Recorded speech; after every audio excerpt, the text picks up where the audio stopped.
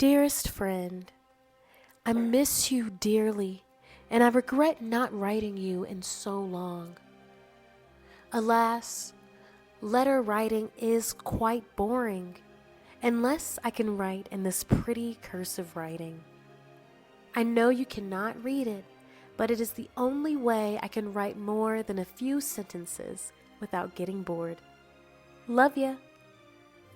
Hi guys, welcome back to my channel. If you're new here, welcome. I'm so happy to have you. This is my personal channel where I talk about what I love. And I love art. I love pretty things. And that includes, of course, cursive writing, okay? I was one of those kids that went out of my way to learn how to write in cursive.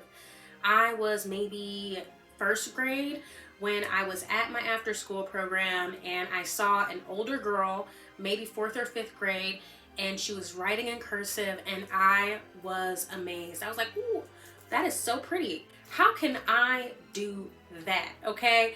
And so she decided right then and there to teach me all the basics of how to write in cursive. And since that day, I have loved writing in cursive. It's literally one of my favorite ways to write.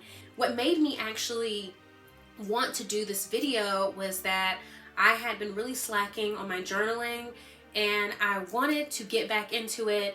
And I found that writing in cursive made me want to write literally every day. And I have. I've been journaling every day and it's all in cursive. So I thought, why not help share this skill with others? I've worked with kids as a teacher, as a substitute, as a tutor, and when I tell you this is a lost art, it is so sad, but so many people don't know how to write in cursive, don't know how to read cursive, and it was really so useful as a tool back in the past. So without further ado, we're going to get into your Cursive 101, and we're going to start with the actual history and rationale of cursive writing. Cursive is a style of writing that dates back to antiquity, in which the various characters or letters of a script were written in a connected and fluid fashion. It was developed as a means of writing faster, and many languages all over the world and throughout time had their own version of this style. English cursive, which is what this video is focused on primarily, was developed in ancient Greece, and it was particularly useful when using a reed pen, quill, or fountain pen, as the ink could dry very quickly. I decided to do this video because I realized that cursive is a dying art, and many people do not know how to write it or read it. This is kind of my way of bringing cursive back into popularity. So if you're ready to have your notebook look like this, then stay tuned and let's get started. I'm inserting this image of a cursive alphabet just for your reference. You're welcome to screenshot this so that you can kind of have it on standby when you're practicing. Let's start with the letter A. So with the letter A, it really just looks like your standard A in the English alphabet. However, in cursive, both the capital and lowercase letter are pretty much identical. You can just kind of follow my motions. I'm showing myself writing it so you can kind of see how to write the letter as opposed to just seeing what it looks like. For myself, some of my letters I alter to look how I want. One of my favorite things about cursive writing is that you can kind of create your own font. So I like to do my capital A's in cursive the same way I would as if I were writing in print. I also am doing some example words so that you can, once again, just see how I go about starting my letter and connecting it to the letters around it. So we have Amber, Amanda, and Ashley. Shout out. Next is the letter B. It's pretty simple and very similar to your standard letter B. Once again, I'm writing example words so that you can just see how to start your letter and connect it to the other letters.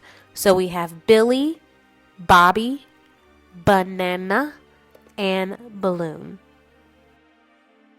Next, we have the letter C, which is once again very similar to the standard alphabet. Your big C is pretty much the same as your little c.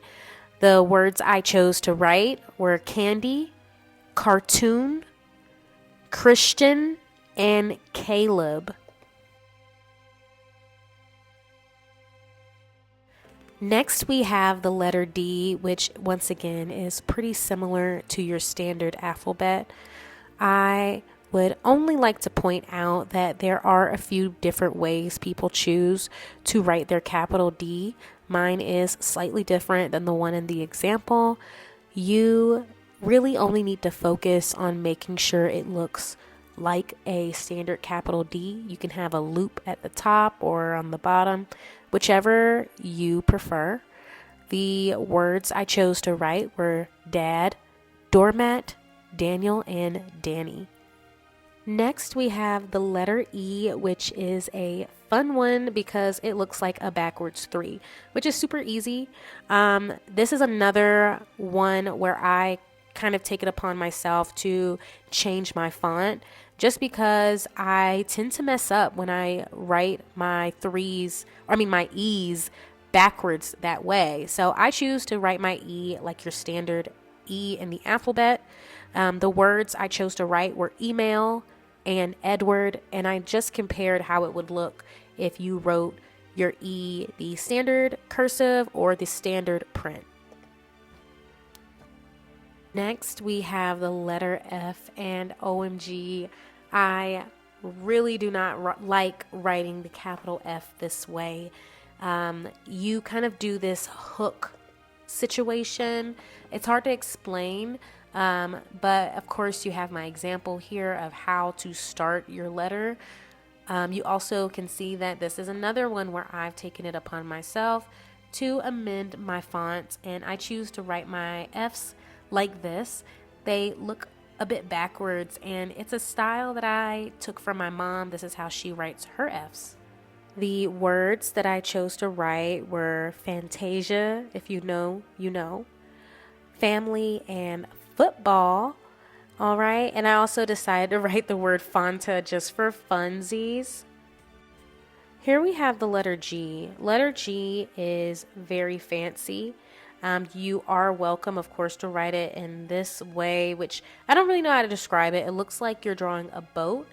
I personally choose to write my G's your standard print way, just for aesthetics, and also because I like to minimize my errors when I write in cursive. I hate when I mess up and have to scribble it out. The words I chose to write were Gatorade, Greg, Gator, and grape. H is another one that's pretty identical to your standard alphabet for both the capital and lowercase h. The words that I chose to write were happy, house, Harper, Henry, and honey. I is a letter I think everyone probably already knows in cursive. It's just one thin loop, and the little I is very much identical to your regular alphabet lowercase I. The words that I wrote here were igloo and ice cream. J is literally my favorite letter to write in cursive, especially the capital J.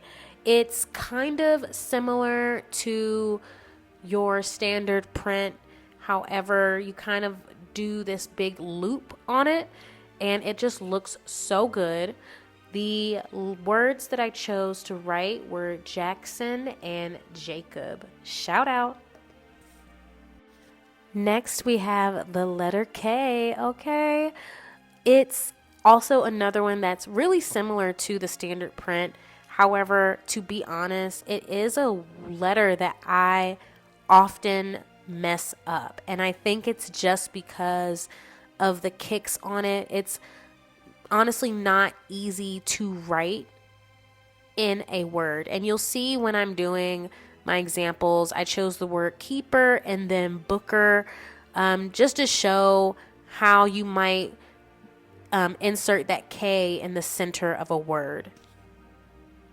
Okay, so the letter L is another one that I think is very, very identical to the standard alphabet. You just kind of do a big fat loop on the capital L, a skinny loop for the lower L. The words I chose were lemon and Lindsay. So here we have M, N, and O. As you can see, as a trend, many of the letters are very much identical to your standard print alphabet. Some of them have just variations in the capital letter or the lowercase letter. M, N, and O as a group are literally identical, capital, lowercase, cursive, or print. The words I chose were money, Matthew, noodles, Nathan, oatmeal, and Olivia. So I'm really not going to focus on the letter P here because for P, it's literally the same as the print alphabet, capital and lowercase. I want to talk about the Q and the R. So starting with Q, that capital Q is not the same. It is one big giant backwards 2. How you choose to write it, of course, is up to you. I personally don't like a capital Q, but that's what it is. As for the R, the lowercase is the only one that's changed from the print alphabet, and it's kind of like a pi symbol, and it's really easy to write. As you can see, I kind of just throw it up there. So yeah, the words I chose to write are Pop-Tart, Penelope, quarter, Quentin, which I messed up on, Rocket, and Rachel. All right, so next we have S, T, and U. All three of these are pretty simple to write. Your T and U are going to be pretty much exactly the same as you would in a print writing. For the T, you can do that lower hook if you would like. I personally don't. The only one here that I want to talk about for real is the letter S. As you can see, it does look very similar to the letter G. The only difference is that the G is going to have that sharp edge at the top when you make that first loop. For the S, it's pretty much curved all the way down until you bring it back around from the bottom.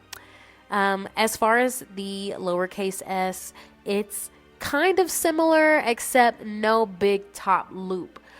If it helps, the way I remember how they're supposed to look is I've always saw them as two ducks. So we have the mommy duck and we have a little baby duck. So quack. Here we have the letters V, W, and X. So as you can see, I like to keep my V's sharp, which is different from the cursive example I have posted here. But that's just because it helps me, distinguish the W from the U. And if you already are writing cursive, then you know what I mean. They can look exactly the same. So I try to keep my V's sharp. W's are very identical to the standard print. And then X's are also pretty much the same, but you will see in just a moment how X can be difficult to write.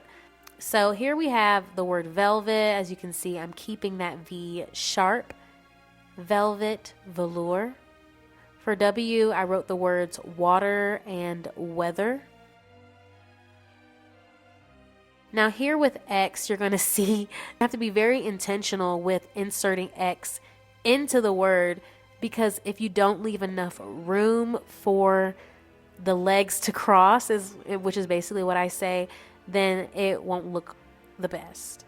We have the letter Y, which is just a big Y. It's the same for the capital and the lowercase. This is also one of my favorites to write just because it just feels more fluid. I don't have to think too much about it. The words I chose to write are Jocelyn and yes, yogurt. Lastly, we have the letter Z, which is also literally one of my favorites to write. As you can see, it's just this weird squiggle. You can write it really any way you want as long as you have it go around, down, then looped through the bottom. I've seen so many different ways. Here, I've been experimenting with writing it this way with straighter lines just so that it can look more like a Z. Let me know what you think. I'm writing my words comparatively here. So we have zebra and we have the word zoo with both the curved Z and the straight Z. So let me know which you prefer. I also added the word Zillow at the bottom just for funsies. So now we're just going to move on to sentences. All I'm doing is writing them, showing you how it will look when you start to write multiple words side by side. Also just giving an example of spacing and how far you might want to bring down your loops for those letters that cross the bottom of the line. I also just want to point out that writing sentences or even finding a paragraph that you like and just writing it over and over is a great way of strengthening your cursive writing. That's something I do if I get bored but I don't know what I want to write. I will find a passage or something simple and I will just practice writing my cursive with that passage. The sentences I have here, I think, would be very useful in terms of having different writing levels and writing different types of words that may have different letters that are similar. So I would suggest maybe try and write some of these sentences. The first sentence I have is breakfast is the most important meal of the day. Number 2, you are a beautiful person. Number 3, spread love, not hate.